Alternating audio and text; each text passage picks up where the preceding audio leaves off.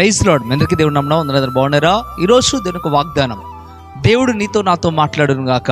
చూద్దామా? కీర్తన గ్రంథం 23వ అధ్యాయం 6వ వచనాన్ని మనం చూడగలిగితే దావీదు మహారాజు ఈ రీతిగా మాట్లాడటం ప్రారంభిస్తున్నాడు. ఏమంటున్నాడంటే, చిరకాలము యెహోవా మందిరంలో నేను నివాసము చేసేదను అని చెప్పడం ప్రారంభిస్తూ ఉన్నాడు.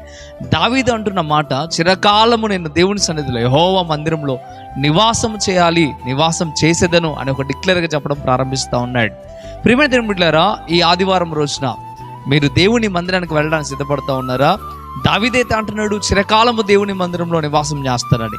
మీరు ఒకవేళ ఆదివారం కూడా మందిరానికి వెళ్ళకుండా, ప్రార్థన సమయాల్లో ప్రార్థనకు వెళ్ళకుండా ఒకవేళ నిర్లక్ష్యంగా ఉన్నారా? దావీదు కలిగినంత భక్తి మనందరికి కలిగి ఉండాలి. దావీదు చిరకాలము బ్రతుకు దినములన్నీ కూడా ప్రతిసారి దేవుని మందిరంలో ఉంటాను అని ఆయన మాట్లాడటం ప్రారంభిస్తూ ఉన్నాడు. మనం కూడా భక్తి కలిగిన వారమైతే, విశ్వాసం కలిగిన వారమైతే, నిజమైన క్రైస్తవులమైతే తప్పక ప్రతి ఆదివారం రోజున, ప్రార్థన క్రమాల రోజున ఖచ్చితంగా మందిరానికి వెళ్ళవలసిన వారమే ఉన్నాం.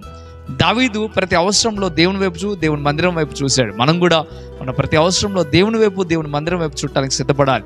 ఈ రోజున ఒకసారి ఆలోచించండి, అర్థం చేసుకోండి. నిజంగా మనం దేవుని వైపు చూస్తున్నామా? దేవుని మందిరానికి వెళ్ళడానికి సిద్ధపడుతున్నామా? మందిరం యొక్క విలువ మనకు అర్థమవుతా ఉందా? దావీదుకి అర్థమైంది కనుక గొర్రెలు కాసుకునే వాడిని కాస్త దేవుడు మహారాజు స్థానంలో కూర్చోబెట్టాడు.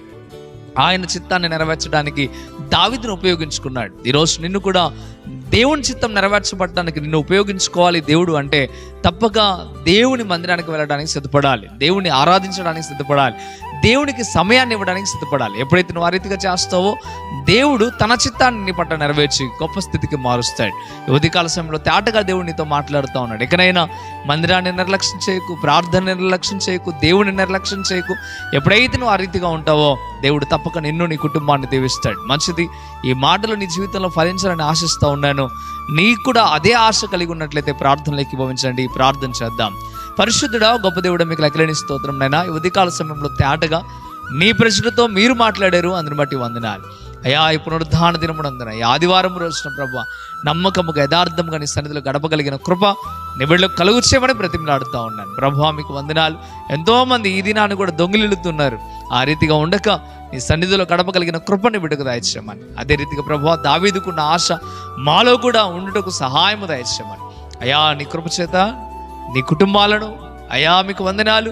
ఎవరైతే ఈ మాటలు విన్న ప్రతి ఒక్క బిడ్డ యొక్క హృదయాలను మీరు చూస్తున్నారు కనుక వారందరినీ దీవించి ఆస్వాదించి మేలు చేయమని యేసే నామములో మిక్కిలి బతిమలాడి వేడుకుంటున్నాము తండ్రి. ఆమేన్, ఆమేన్.